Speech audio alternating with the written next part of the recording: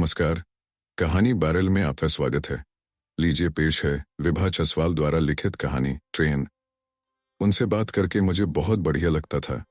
किस्से पे किस्से, कहानियों पे कहानियां थी उनके पास। कई जिंदगी के तजुर्बे से मंची हुई और बहुतेरी इतिहास में उनकी गहन रुचि से चुनी हुई। कहानी सुनाने का गुर शुरू से उनमें कूट कूट कर भरा हुआ ही था।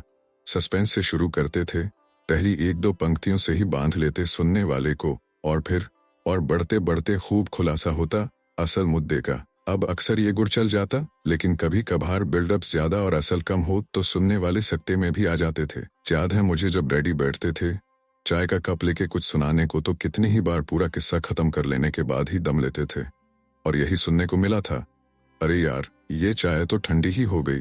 वो तो भला हो मम्मी का, जो गर्म कर देते थे उनकी चाय को। कोई और हो तो रोज रोज यही रूटीन देखकर पस्त ही हो जाए। बचपन की, कॉलेज तक की बड़ी सुखद यादें जुड़ी हैं मेरी मम्मी पापा, खासकर पापा के किस्सों कहानियों के आसपास। लेकिन मैं भी कभी थक जाऊंगी, ये तो दूर दूर से सपने में भी सोचा न था। डैडी जल्दी खत्म करो यार, मुझे आगे भी जाना है। वो कोशिश भी करते हैं जल्दी जल्दी सुनाने की, लेकिन पुरानी आदत है मस्ती में सुनाने की, सो जल्द में अंत करना शायद उन्हें आता ही नहीं। सो ज्यादातर एक अनसुना सा अलगाव ही हो जाता है। बात खत्म करते करते बात को दोनों तरफ से खत्म ही नहीं कर पाते। उनका कॉन्क्लूजन हो जाता है, लेकिन मेरे पास समय ही नहीं बचता एक सलीके से खत्म करने का। बातों को एकदम से उठकर अगले काम की ओर भागना पड़ता है। कभी बच्चों का पिकअप ड्रॉप ऑफ, कभी ऑफिस का कॉल, कभी गाड़ी की सर्विस, कभी लॉन्ड्री किचन में कुछ, कभी ग्रोसरी, कभी घर की सफाई, कभी कोई डेडलाइन, तभी कोई झमेला। काम के बाद घर में बचे 2-4 घंटे ऐसे चक्कर घिन्नी बन निकलते हैं कि लगता है हर दिन एक लिखा लिखाया एजेंडा ही बन गया है।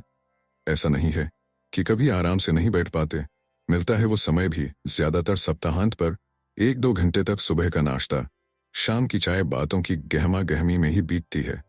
लेकिन मुझे पता है ना, माँ पापा दोनों के पास इतने किस्से हैं कि यह जितना भी मिल रहा है समय मुझे बड़ा कम लगता है, और इसी चक्कर में कभी कभार ना चाहते हुए भी एक अनजाना सा पैनिक ही जैसे घेर लेता है और सारे का सारा मजा किरकिरा कर देता है। अच्छी खासी बातों की महफिल ऐसे बहस में बदल जाती है कि पड़ोसी भी सोचते होंगे आज तो कोई गंभीर ही मुद्दा चल रहा है, और हल निकाल के ही दम लेंगे ये सभी। सुबह की चाय 1-1.5 घंटा तो शाम की 2-2.5। वीकेंड का मजा ही अपना है। एक एक शब्द पे सबकी नजर, सबके कान और सबकी जुबान। उस पर अब डैडी के कान जरा कमजोर हो गए थे, तो कभी कभार तो गलत शब्द सुन लेने पर जब तक अगला उनको सही शब्द बताए, आधा अधूरा किस्सा तो उसी शब्द पर निकल जाता था। इसी आनंद फानंद जिंदगी में इकट्ठे बैठकर बातें करने का सिलसिला फिर भी मुकम्मल जारी रहता रहा। फिर भी जब भी आराम से बैठना होता, अंदर तक जाती हैं उनकी आवाजें। वहीं बैठे बैठे खुद को एकदम से अलग कर कुछ सेकंड के लिए एक तीसरे की नजर से खुद को देखती हूँ, तो कितना रूहानी पाती हूँ कि उनके साथ बैठकर सुन रही हूँ जीवन के अनुभव, खट्टे मीठे कड़वे, सच्चे छोटे लंबे, बस सभी। जैसे इंसान अपने बच्चों के किस्से सुनाने से अखरता नहीं, कभी वैसे ही बच्चा अपने माता पिता की बचपन के किस्से सुनने से भी कभी नहीं अखरता। उम्र जितनी लंबी भी हो जाए, फिर भी अपने ही बचपन से नए नए किस्से ढूंढ निकाल ही लेता है। गप्पे मारने वालों का मन, माँ की याददाश्त देखती हूँ तो लगता है काश मैं भी इस तरह सब याद रख पाती। इस पर माँ का ये मानना है, अरे बुढ़ापे में बचपन और भी ज्यादा साफ याद आता है। जैसे बहते पानी की धारा जब धीमी होती है तो नीचे रखे पत्थरों के रंग साफ नजर आते हैं, वैसे ही रंगीन यादें हो जाती हैं। बचपन की यादें बुढ़ापे में एक एक को अलग अलग से निकाल सकते हो। पकड़ लेना चाहती हूँ इस आशा को मैं भी, लेकिन दिन में 50 बार फोन गुम करके ढूंढना पड़े और फिर कमरे में जाते ही भूल जाओ क्यों आए थे।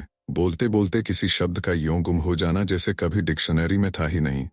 इस सब के रहते मुझे तो कोई उम्मीद नहीं कि मेरा बुढ़ापा इतने किस्से कहानियां याद रख पाएगा। उस दिन डैडी को बोला चाय बनाने की आपकी बारी है, और मैं भी उनके साथ ही लगली किचन में, और छुटपुट देखने को डैडी बड़ा कड़ा कड़ा के मस्त स्ट्रॉन्ग चाय बनाते हैं, तो हफ्ते में 1-2 बार कम से कम उनकी बारी आती ही है चाय बनाने की। यार डैडी आप तो 4-1 साल के थे ना पार्टीशन के समय। हाँ यही कुछ उम्र थी मेरी। तो आपने वैसे तो ज्यादातर यहाँ आने के बाद के अपने बचपन के गांवों के किस्से ही सुनाए हैं, और आपके बचपन के किस्सों में तो बड़ा संतोष सा है। कम ही रही चाहे, लेकिन आपने कभी एक भी त्रासद पिक्चर नहीं दी अपने बचपन की। हमेशा बड़े इंस्पायरिंग किस्से ही सुनाए हैं। पर आपको पार्टीशन के उस समय की कुछ याद है? दादाजी माताजी के साथ बॉर्डर पार आने की। हाँ, याद तो कोई धुंधली टूटी टूटी यादें हैं। मुझे ट्रेनें याद हैं, बड़ी सारी ट्रेनें और छकड़े जिन पर हम आए थे। छकड़े यानी बैलगाड़ी?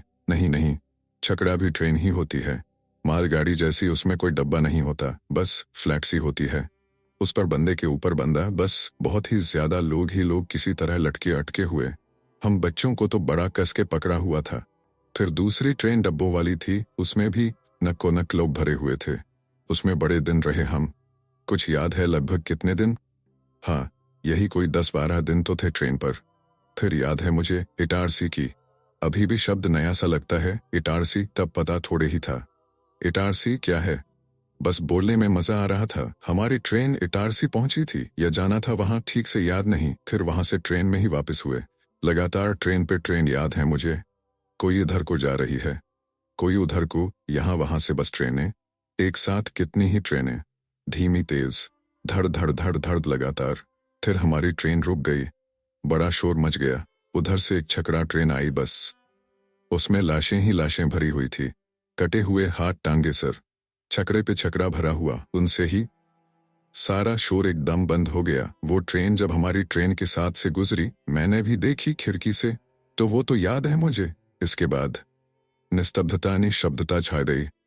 आगे के शब्दों में कुछ कहने की क्षमता गुम ही हो गई, या जुबान काट मार गई। उनकी बचपन की जिस जहरीली कठोर याद को अपनी अंतर्गुहा के तहखाने में इतने वर्षों से दफनाए रखा था, वो इतनी स्पष्टता से यूं कि यूं मन में झांकने लगेगी, उन्होंने शायद सोचा भी ना था।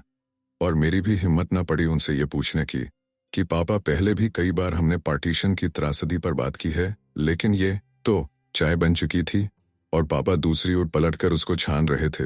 हम दोनों के आगे शब्दों का बस एक खाली मरुस्थल सा फैल रहा था और मैं एकदम लगे शौक में से उबरने को ढूंढ रही थी, कोई शब्द जो तोड़ सके इस निशब्दता को।